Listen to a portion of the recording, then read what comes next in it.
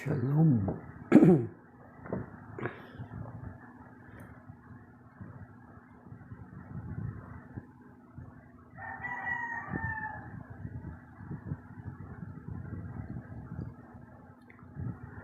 Shalom Alaikum. A blessed Tuesday to all mga kapatid.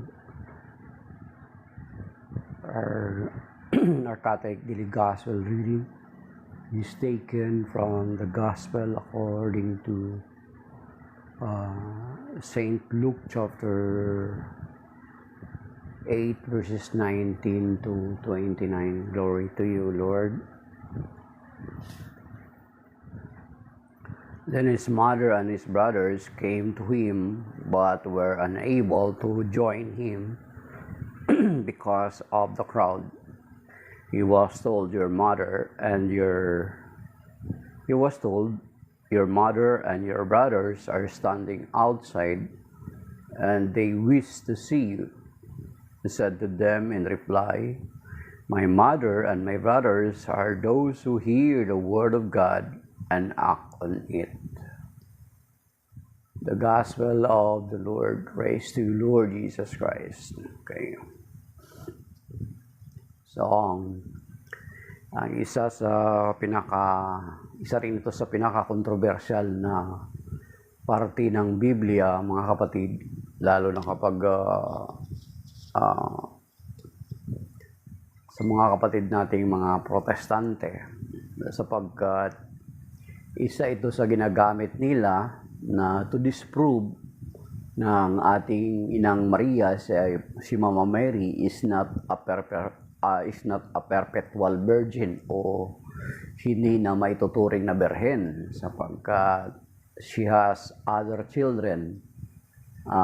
Sinasabi ng mga kapatid nating mga ibang mga sekta. Pero ang ating simbahan, mga kapatid, since tayo na Katoliko, tayo ay may marami po tayong mga Bible scholar, mga nag-aral ng original languages, Aramaic, Greek, at Hebrew, at pinag-aralan ng malalim yung exegesis, dinaan sa critical approach na pag-aaral ang banal na kasulatan. Hindi po tayo mga Katoliko, hindi po tayo parang mga ngalakal ng scrap na kung ano lang yung mapulot natin is yun na yun kaagad sa atin. Kapag nag-aaral tayo ng mga Katoliko ng Biblia is para tayo nagbimina ng ginto. We are digging it deeper, mga kapatid. Yan tinatawag na, diyan po mapapasok yung exegesis, yung critical approach method. Hindi tayo basta-basta nagja-jump. Pag nabasa natin yung Biblia, we are immediately jumping into conclusion, ito yun. We are not, mga kapatid, sapagkat ang Biblia ay hindi po siya parang comics. Hindi po siya parang ordinaryong babasahin na pag binasa natin, ay kapag nabasa natin yung ganung parte, ay mag-conclude tayo agad na yun ngayong kahulugan noon. May literary or may tinatawag na literary ang form ang Biblia. Hindi siya basta-basta kaagad-agad na kapag binasa mo, ayan na yun, mga kapatid. So, itong mga kapatid natin, mga protestante, ginagamit nila ito laban sa atin. Tingnan ninyo. Dahilan nga dito sa mga verse na ito, ipinapakita nila na ang sabi dito he said to them in reply, my mother and my brothers are those who hear the word of God and act on it. Sinasabi ng ating mga kapatid na ibang mga sekta, it seems na ang ating Panginoong Jesucristo ay dinidisown niya ang kanyang ina mismo sa harapan ng mga tao. Hindi ganon, mga kapatid. Or else, lalabas na ang Panginoong Jesucristo pala ang promotor ng pagdi-disrespect sa kanyang magulang, sa mga magulang. Let us remember, di ba, naalala niyo yung mayamang isang binatang mayaman nang lumapit sa Panginoon, nagtanong siya, sabi niya, ano ang gagawin ko para ako maging ganap? So, Sundin mo ang mga utos, sinabi ng Panginoon. Ngayon, isa sa mga utos doon is to honor the father and the mother. Ngayon, kung gagamitin natin ito na papalabalasin natin na ang Panginoong Jesucristo dinidisown niya, it seems He is disowning her mother, his mother, sa harapan ng mga tao. Ibig sabihin, parang sinasabi natin na ang Panginoong Jesucristo ay nagtuturo na okay lang i-disrespect natin or hindi natin kilalanin ang ating mga magulang sa harapan ng mga tao. Which is not. Or else, magiging inconsistent ang Panginoong Jesucristo. Di ba? Binanggit ko nga sa inyo yung mayaman, binatang mayaman, sabi niya, para ikaw ay maging ganap, sundin mo ang kautosan. Pero sabi ng mayaman, sabi niya, ay nagawa ko na yan, simula nung ako'y bata pa. Ginagawa niya na. Okay. So dito, ipinapakita na sinasabi dito mga kapatid, then his mother and brothers come to him but were unable to join him because of the crowd. May binanggit na mga brothers ang Panginoong Jesucristo. Maging doon sa Matthew chapter 13, makikita natin doon na binanggit din ito yung mga brothers ng Panginoon. Alam niyo sa mga Hudyo, mga kapatid, ang salitang brother ay hindi katulad na atin na napakayaman ng mga salita nating Tagalog. Meron tayong tinatawag na pinsan, pamangkin. Sa kanila, walang ganon. Pag sinabing brothers, they are not actually immediately masasabi mo na they are blood brothers. Kasi ang term na brother sa kanila ay tinatawag na adelphos sa Greek na salita na ang adelphos is ang kahulugan is mga relatives, mga kamag-anak. Yan yung kahulugan yan yung word na pinagmulan, yung adelphos sa Griego na salita. Ang New Testament nasulat sa Griego, sa Greek. Ang ibig sabihin ng adelphos ay relatives, mga close relatives. Kapag magkapareho kayo ng angkan, halimbawa, angkan ni Levi, angkan ni Isakar, ni Judah, you are brothers kasi isang angkan lang kayo, mga kapatid. Yung tinatawag na adelphos. So, ang adelphos ay hindi lang siya nakukulong dun sa word na brother in flesh, kundi mga kamag-anak, mga near relatives. Basahin nyo dyan sa Bible basahin nyo mismo sa Bible na paborito o original na Bible na pinangahawakan ng mga kapatid natin, mga protestante, ang King James Version. Saan na ba yung King James Bible ko? Okay. Makikita nyo dyan mga kapatid, sa King James Bible, yung si Abraham at saka si Lot, doon sa tagpo ni Abraham at saka si Lot, wala dito yung King James Bible ko. Ito yata. Ito. Dito sa King James Bible na pinangahawakan or paborito ng mga kapatid natin, mga protestante, dito sa King James Bible, dito sa part ng Genesis, si Lot at saka si Abraham, kung babasahin nyo, aralin yung maigi, si Lot ay pamangkin ni Abraham. Ang tatay niya ay kapatid ni Abraham. Pero makikita natin dito sa Genesis chapter 13,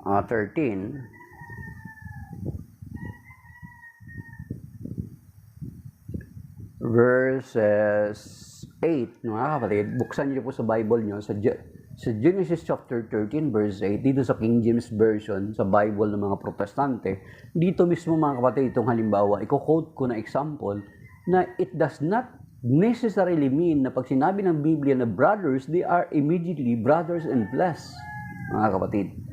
Sabi dito sa Genesis chapter 13 verse 8, and Abram said unto Lot, Let there be no strife, I pray thee, between me and thee, and between my herdmen and thy herdmen. For we be brethren, sapagkat tayo'y magkakapatid. Are they brothers in flesh? No, they are not. Because si Abraham ay tiyuhin ni Lot. Yan. Okay. Dito ulit sa Genesis chapter 14, inulit ulit yung mga kapatid.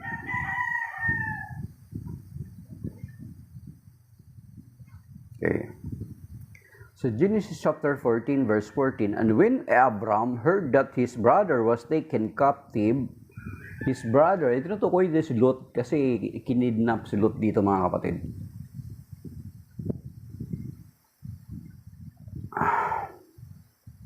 Was taken captive, he armed his trained servants born in his own house, 318, and pursued them unto Dan. Then verse 16, and he brought back all the goods, and also brought again his brother Lot and his goods, and the women also, and the people. So sabi ko sa inyo, pamangkin niya siya si Lot, pero tinawag ni Abraham na brother si Lot na kanyang pamangkin. So ganun ang pag-aaral sa Biblia mga kapatid. Ang mga kapatid natin mga protestante, hindi pa rin nila ito nire-recant eh. Dapat nag-nire-recant nila. Hindi pag binasa nila na may kapatid pala ang Panginoon sa Kristo is hindi totoo yun mga kapatid. Kasi sinabi ko nga sa inyo yung reference na maging si Abraham na pamangkin niya si Lot, tinawag niyang brother. So it does not mean na kapag binanggit ng Biblia na may brother ang Panginoon, ay may kapatid siya sa laman. Just for you to disprove that the Blessed Virgin Mary is perpetual virgin. Lumalabas na at humahantong na kuminsan kayo doon sa pag-aalipusta kay Mama Mary. Hindi nyo naintindihan yata yung Genesis chapter 3 verse 15.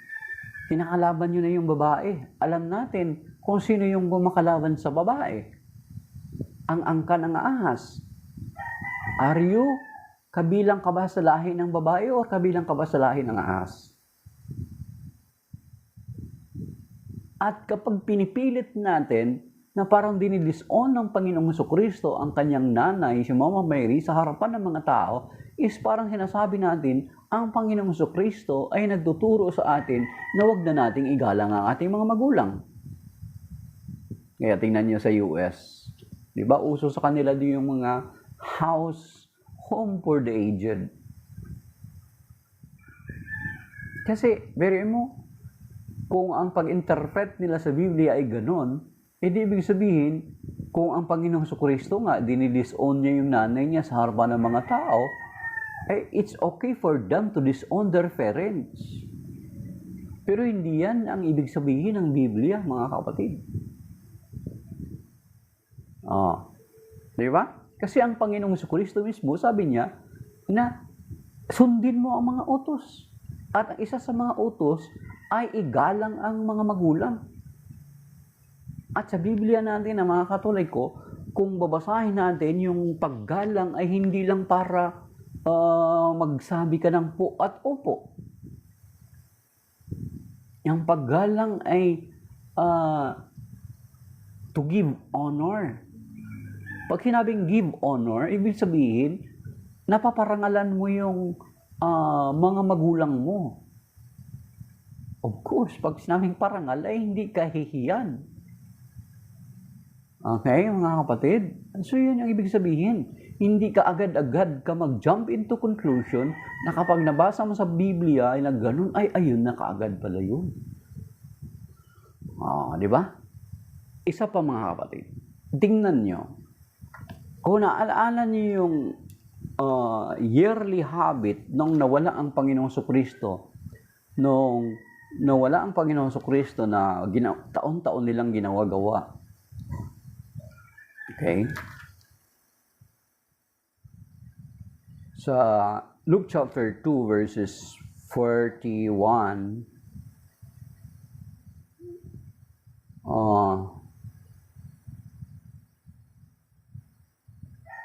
41 to 52, verses 52, up to verses 52, Luke chapter 2, 41 to 52, makikita natin doon yung caravan nila or yearly tradition nila na pumupunta sila sa templo taon-taon. Di ba nakita natin doon na nagpaiwan ng Panginoong Jesucristo sa templo. And then kung makita natin doon, hinanap kasi itong sa caravan, mga kapatid, sa caravan ay iba yung grupo ng mga kalalakihan, iba yung grupo ng mga kababaihan, at iba yung grupo ng mga bata.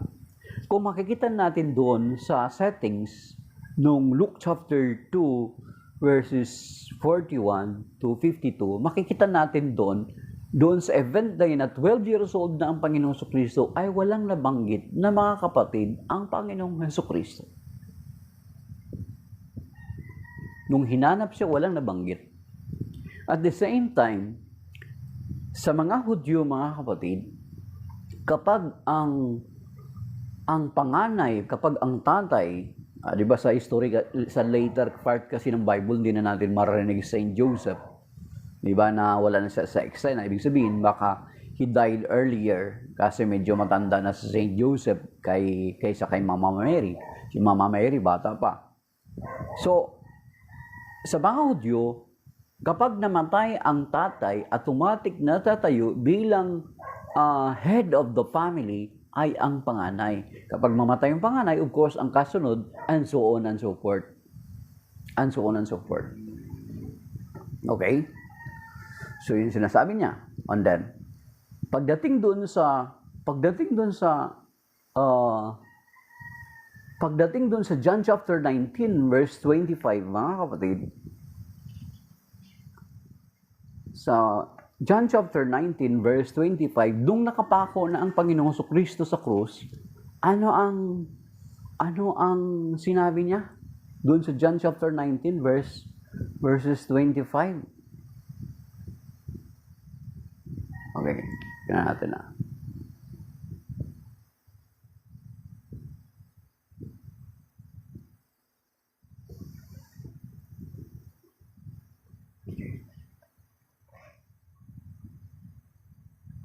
Verse 26, sabi dito, sa 26 lang natin, when Jesus saw his mother and the disciple there whom he loved, he said to his mother, Woman, behold your son.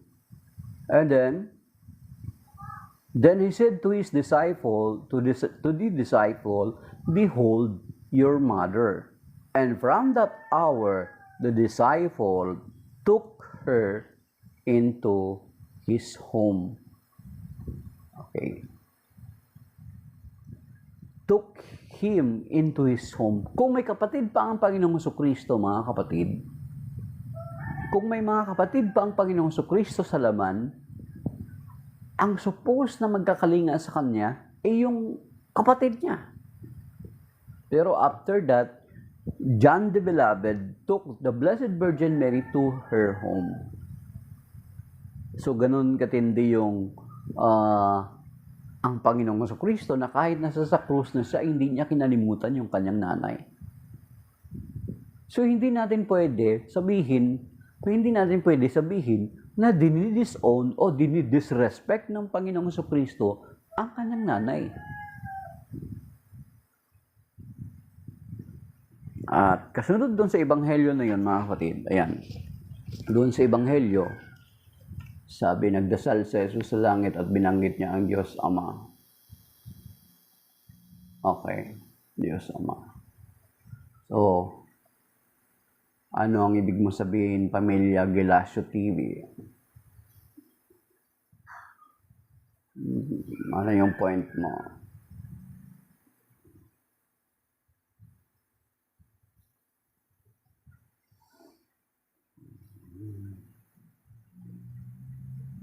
Okay.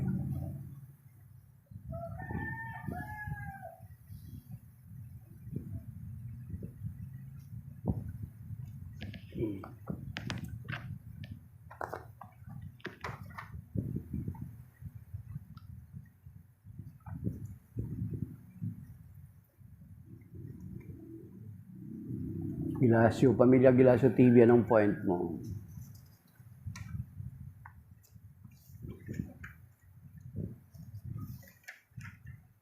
Sabi ni Frederick de Mayuga, si Maria po ay alipin. Oh, Binanggit naman nun ni Mama Mary, sabi niya, I am the handmaid of the Lord. Be it done to me according to your word, di ba? Doon sa Luke chapter 1. Binanggit niya naman yun, hindi niya lang sinabi na kinilala niya yun. Okay.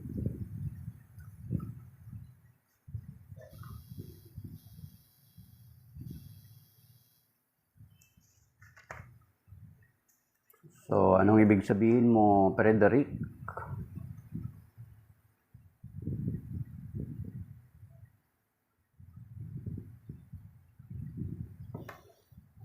Okay. So, mga kapatid, dun sa Magnificat ni Mama Mary, tama naman yung sinabi ni Frederick, he is alipin niya. Di ba? Kinanta niya naman yun. Sapagkat nilingap niya ang kanyang abang alipin. Dun sa Luke chapter, pero sa Luke chapter 1 verse 48, ngunit ngayon, ako'y tatawaging mapalad ng lahat ng salit-saling lahi. Tama naman yan, Frederick, kasi binanggit ni Mama Mary yun sa Magnificat niya dun sa Luke chapter 1. I am the handmaid of the Lord, be it done to me according to your word. At inulit niya yan doon sa Magnificat niya. So, alipin naman si Mama Mary. Kaya nung sinabi sa kanya na, kaya nga kung babasahin natin yung Ebanghelyo ngayon, makikita natin doon na ang sinasabi ng Panginoon, ito ito rin para sa atin lahat. Sabi niya, sabi dito, he said, Luke chapter 8 verse 21, he said to them in reply, my mother and my brothers are those who hear the word of God and act on it. So ituturing ka na pamilya ng Panginoon. Ituturing ka na may ugnayan sa iyong Panginoon kapag sinusunod natin at isinasagawa ang kanyang mga salita. Di ba? Kung mapabilang ka sa pamilya, halimbawa, kilalanin ka ng presidente na kamag-anak, ituturing ka niya na kamag-anak, napakalaking karangalan yun. Much more, kilalanin tayo ng Panginoong Jesucristo na kabilang sa kanyang pamilya. Pero, for us to be part of His family, ang sabi dito, kailangan makinig tayo sa salita ng Diyos at isinasagawa ito. Yan. Ang sabi dito sa James chapter 2, puntahan natin mga kapatid. Isinasagawa natin. Kasi kung hindi natin isinasagawa, ay walang saysay, sabi dito.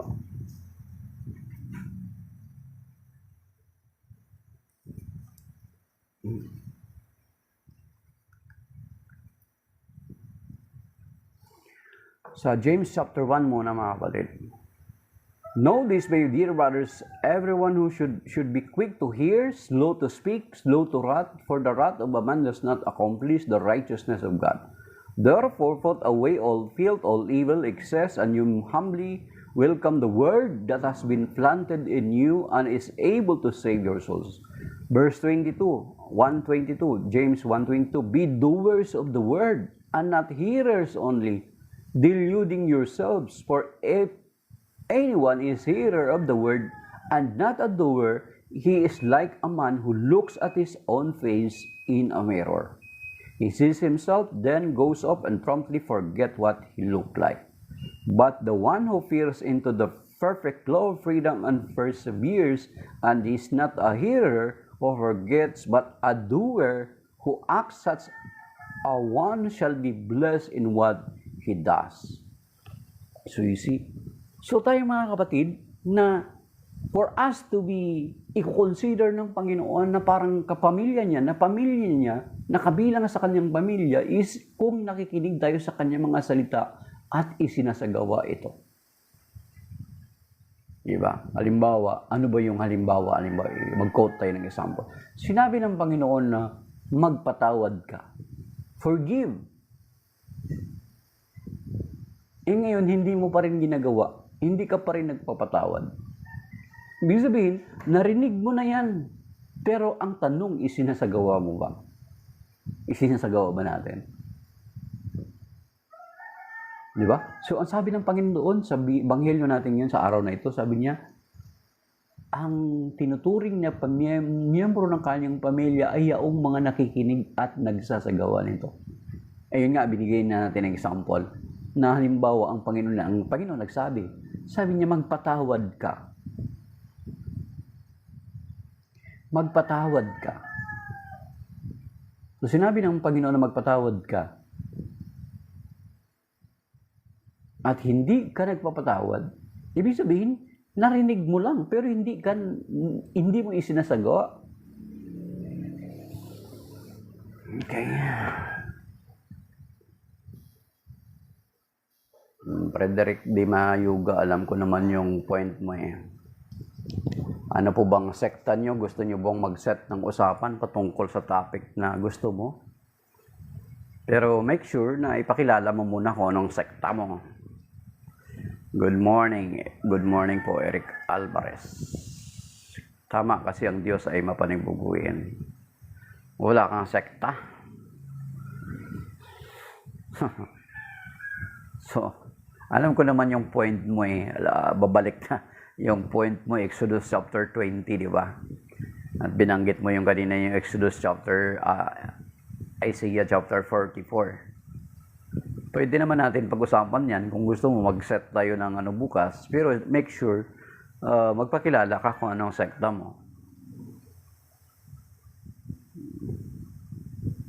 Okay. So, kung nagbabasa ka nga, ang pagbabasa ng Biblia, Frederick, kung nagbabasa ka lang ng Bible, tapos Katoliko ka rin, ang pagbabasa ng Biblia is, sabi ko nga sa iyo kanina kung narinig mo yung umpisa ko, ang pagbabasa ng Bible is, hindi nagbabasa na para nagbabasa ka lang comics. Ang pag-intindi sa Biblia, it is inintindi siya ng kabuuan. Hindi siya yung part-part lang, yung pupulot ka lang ng teksto, then magja-jump ka na kagad ng conclusion. Hindi ganun. Hindi yung ganun na para ka lang namumulot ng kalakal.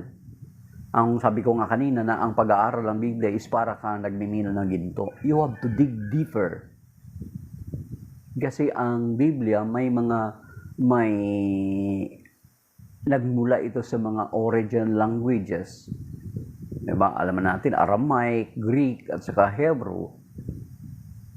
So, ang pagbabasa ng Bible is hindi kaagad, pag binasa mo yan ganun, is yun na yun kaagad. Kasi kung pag-uusapan natin yung John chapter 20, hindi saglit lang yun na usapan. Matatapos na kaagad yun. Kasi ang tagal na po yan, sagot na yung accusation ng mga Protestante sa Catholic Church.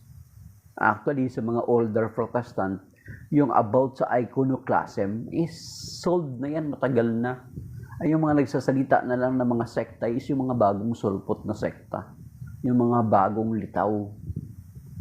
Hindi po yan bago. Matagal na po yan, gas-gas na po yan na usapin.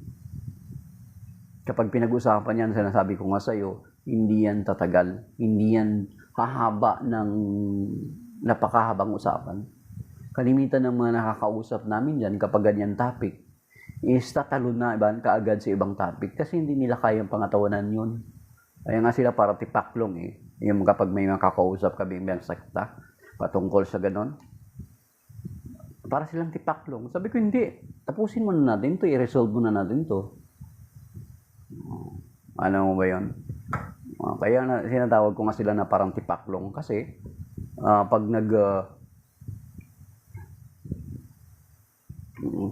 kulubot, kita nila na ang Catholic ang unang ngunit lagi nilang ginigit sila nga maligtas eh. Ayun yung doon, yun yung mga mentality nung sabi ni Kulubot. Kita nila na ang Catholic ang unang ngunit lagi nila ginigit nila sila ang maligtas. Anong klaseng logic yun, Kulubot, di ba?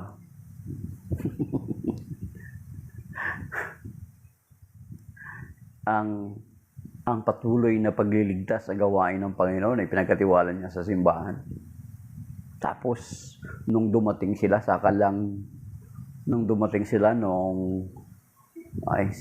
hindi po ako pare, hindi po ako pare, Karen Formelos. Hindi po totoo yun. Okay, hindi po totoo yun, mga kapatid.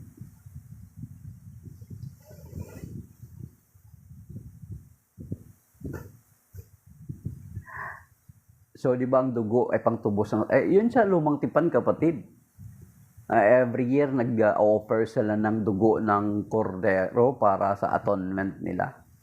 Pero remember, ikaw din dapat mismo mag-isip na during the Last Supper, dun sa Matthew chapter 26, na mabasa mo naman siguro yun. Yun nga, di ba, hindi mo ba naisip yun na kung bawal ang dugo, bakit sinabi ng Panginoon? Sabi ng Panginoon doon, sabi niya, is, ito ang aking katawan, kanin nyo. Then, sabi niya doon, sabi niya, itong aking dugo, inumin nyo. So, ibig sabihin, kung bawal yun, bakit sinabi ng Panginoong Kristo doon? Nabasa mo na ba yung John chapter 6? Yung buong chapter 6 ng John, Frederick? Nabasa mo na ba yun? Anong sabi ng Panginoon? Ang aking laman, totoong pagkain, at ang aking dugo ay totoong inumin. So kung bawal yung dugo, bakit pinapainom ng Panginoong Kristo? At sa lumang tipan, sa mga Hudyo, ang pagkain ng dugo ng mga hayop dun sa Leviticus chapter 11, ipinagbabawal. Nagiging marumi ka. Pero pagdating sa bagong tipan, ano sabi ng Panginoon? Ang pumapasok sa bibig ng tao ay hindi nakapagpaparumi sa tao, kundi ang lumalabas sa kanyang bibig, sapagkat ito'y nagmumula sa kanyang puso. Di ba? Doon yan sa Mark chapter 7, kung hindi ako nagkakamali.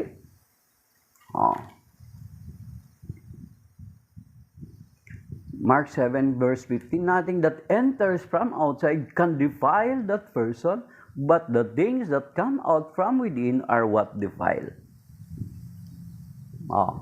So hindi yung kung ano yung pumapasok sa iyo, yun yung sa mga Hudyo, kapag kumain sila ng dugo or ng mga hayop na marumi, magiging marumi sila.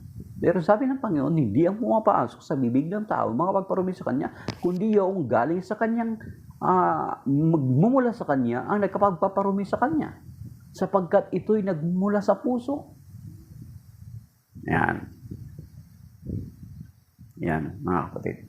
Sabi pala ni, sino yun? Hindi ako pari, sabi ni Tutubang Tadhana, sabi ni Karen Formelos, no. Tayo yung gumagawa ng ating tadhana. Binibigyan tayo ng Panginoon ng kalayaan, mga kapatid. We have the free will. Pero of course, gusto ng Panginoon na pagpalain ka. Pero kung hindi naman natin na katulad nung sa Jeremiah 29:11, Karen Formelos, sabi dito sa Jeremiah 29:11, sabi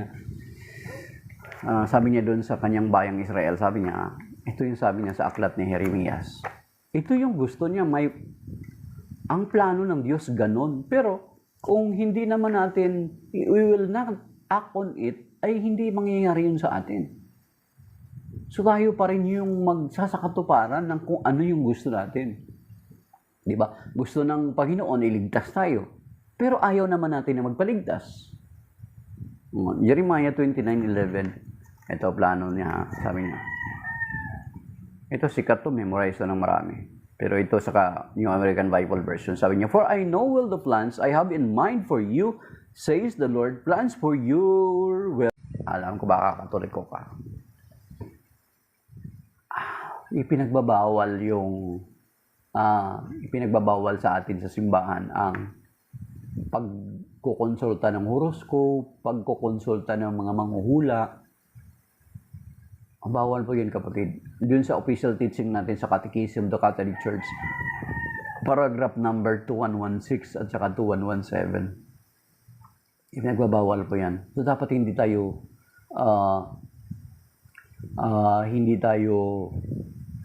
hindi natin isinasalig doon yung kapalaran natin. Tayo yung gagawa ng ating kapalaran.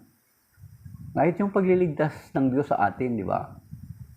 Gusto ng Diyos iligtas tayo, 1 Timothy chapter 2, 3, and 4. Pero kung ayaw natin, so ibig sabihin, andun dapat yung pakikiisa natin or pagsasang-ayon natin sa plano ng Diyos. Ang plano ng Diyos sa atin mabuti. Pero kung ayaw natin, di ba? So yun mga kapatid. May mga hula kasi alaman natin ang demonyo is matalino, kapatid. 2 Corinthians chapter 11 verse 14, ang talino nga niya eh. Sabi niya, ang demonyo man ay maaring magkunwaring anghel ng kaliwanagan. Pero yung pagkukonsulta sa mga manghula isa sa pinaka mga manghula, mga espiritista, mananawas, kapatid, ay isa sa mortal sin na tinatawag. Na ibig sabihin, pag mortal sin is you need to confess, you need to go to confession.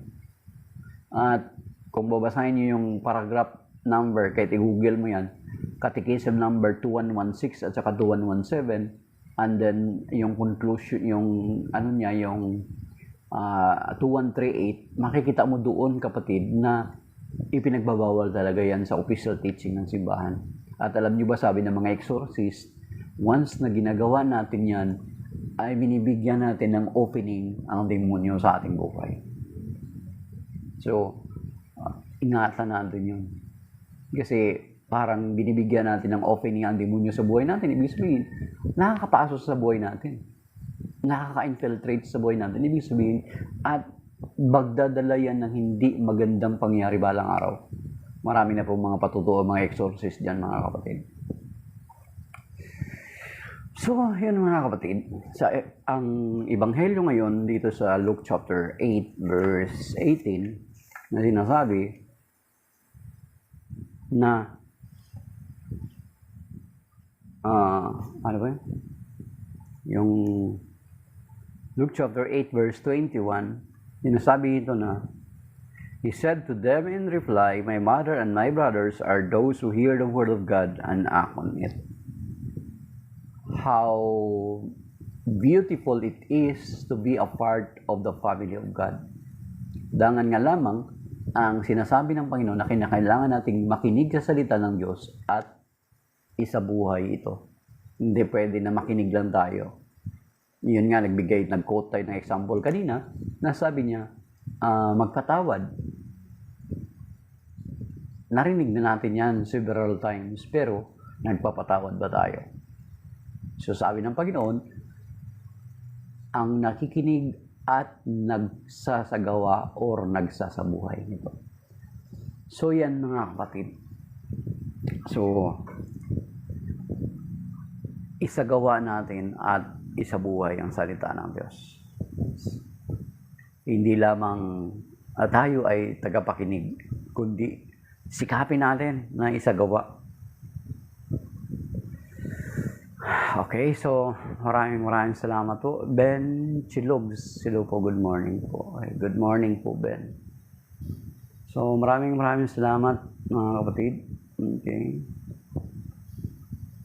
Maraming salamat po sa mga nag-like at saka mga nag-comment at may dalawang nag-share. At maging yung hindi nag-tap ng screen pero at least nakinig sila sa atin, kinonsider nila na pakinggan tayo. So maraming salamat po, and may God bless us and keep us safe and sound sa araw na ito. Ingatan nawa tayo at gabayan at patubayan ng ating Panginoon. Let us pray for this, ano po yan, Diocesan Shrine and Parish of St. Clement, mga kapatid. Sa Angono po yan, yung background, yan yung altar ng Diocesan Shrine and Parish of St. Clement, Angono, Rizal, mga kapatid. Yan, so, okay.